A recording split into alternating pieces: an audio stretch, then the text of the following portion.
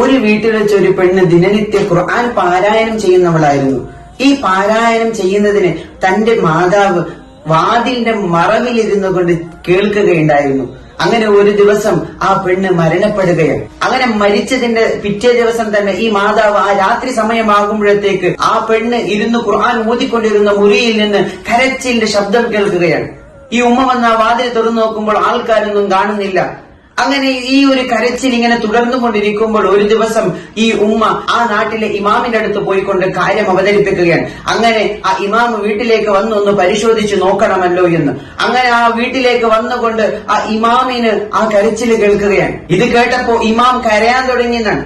ഇമാം കരഞ്ഞുകൊണ്ടിരിക്കുമ്പോൾ ഈ മാതാവ് വന്നുകൊണ്ട് ഇമാമിനോട് ചോദിച്ചു, എന്തേ നിങ്ങൾ കരയുന്നത്? അപ്പോൾ അവിടെ നിന്ന് ഈ ഇമാം പറയുകയാണ്, നിങ്ങളുടെ മകൾ ഖുർആൻ ഓതുന്നത് ദിനനിത്യ മലക്കുകൾ കേട്ടുകൊണ്ടിരിക്കുകയായിരുന്നു.